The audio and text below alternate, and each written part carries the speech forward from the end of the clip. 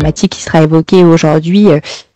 Donc, il s'agit de la présentation d'exemples d'innovation mobilisant de la donnée et de l'intelligence artificielle au service des territoires.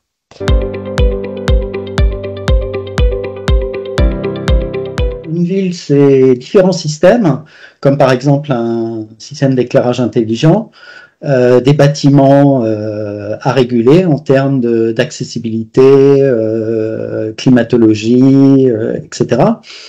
C'est de la vidéosurveillance, de la remontée d'IoT sur la qualité de l'air, par exemple, aussi bien intra qu'extra. Et la surveillance et la prévention de risques tels que les crues, etc. Et puis, pourquoi pas, la gestion des flux en termes de circulation, par exemple. Donc, avec tous ces systèmes, c'est fantastique. Néanmoins, il y a quand même un gros problème, c'est qu'on se retrouve toujours avec un frontal dédié par application. Donc, le système d'éclairage a son propre frontal, la gestion des bâtiments un autre, la vidéosurveillance un autre, et ainsi de suite pour chacun des produits qui sont déployés sur une commune. Chez GreenLogix, chez B4A, la vision que l'on a, c'est de tout centraliser et de garder l'information en local, plutôt que de se retrouver avec des databases qui sont complètement splittées à droite et à gauche et qui posent des problèmes en termes de reconsolidation globale. Donc on a aujourd'hui tous nos produits. L'objectif, c'est d'avoir une seule et unique interface, ce qui va nous permettre de traiter l'information de façon globale, de générer beaucoup d'économies à tous les niveaux, aussi bien sur l'exploitation du système d'information que le temps, etc. Et l'objectif, donc, tout garder en local. Un exemple, par exemple, sur les exploitations agricoles, donc on récupère tout un tas de données environnementales issues de capteurs, on pilote tous les postes. Exemple, les forages, les bassins de rétention, l'irrigation, et tout ceci est réajusté par des algorithmes d'IA en fonction de l'ensemble des paramètres. Donc l'utilisateur détermine ce qu'il veut faire et l'IA réajuste. Si on transpose le modèle qu'on déploie sur les exploitations agricoles sur des communes, en fait, on peut toucher absolument à tous les domaines. Comme je le disais tout à l'heure, ça peut être la gestion des flux de circulation, ça peut être la visio, ça peut être l'ensemble des capteurs IoT, la gestion des bâtiments, etc.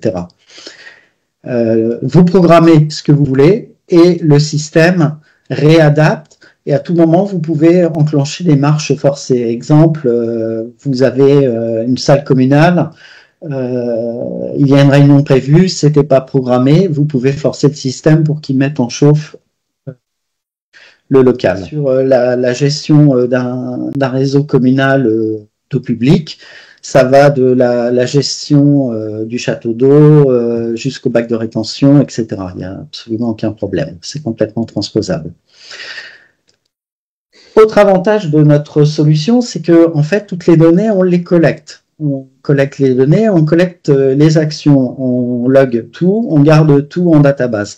Ce qui nous permet d'extraire toute cette donnée et pourquoi pas de générer un jumeau numérique. Et donc en fait, d'avoir la capacité de tester des scénarios et de vérifier si le scénario qui a été déployé était vraiment bon. Est-ce que si on avait réajusté 2-3 paramètres, on avait la capacité de générer encore plus d'économies. Dernière chose qui s'intègre dans une économie éco-responsable, on a une vision des data centers et des clouds qui est un petit peu révolutionnaire dans le sens où on est dans l'ultra-virtualisation et on fait tout pour garder la donnée le plus proche des usagers.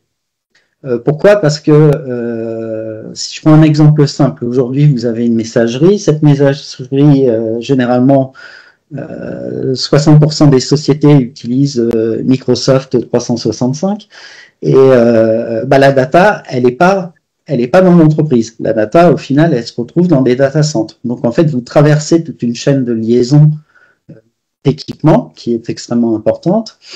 Et si on fait le cumul de toute l'énergie consommée pour accéder à la data, c'est complètement délirant.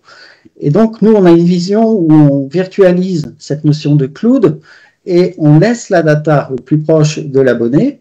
Et on en a décliné un produit qu'on appelle Green Office, où les usagers, les clients, en fait, se retrouvent avec une partie de notre cluster directement sur le site.